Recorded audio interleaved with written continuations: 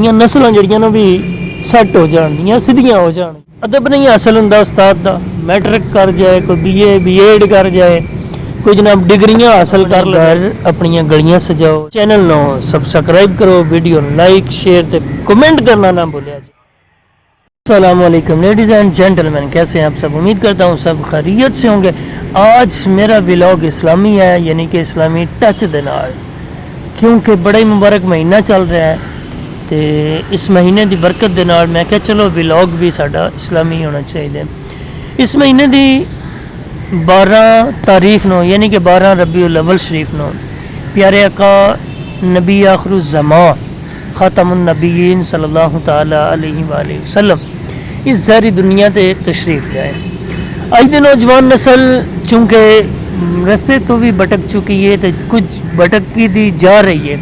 उनकी वजह की है कुछ बेदीन लोग, बेढंगे लोग जेड़े कि इस फीड विच आ गए और असा उन्होंने जाके पल्ला फड़ लिया।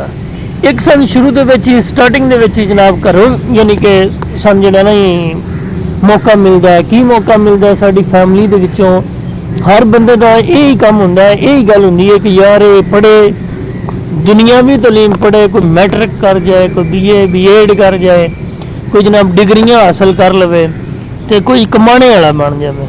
ये कभी नहीं असा सोचा ब कमाई सिर्फ ये दुनियादारी नहीं है, बल्कि असी अगर इस्लाम पढ़ांगे तो उहदे नाल साड़ियां नस्लां जिहड़ियां ने भी सैट हो जाणगियां, सिद्धियां हो जाणगियां। लेकिन उस चीज़ का सन कोई परेशानी, कोई टेंशन नहीं है।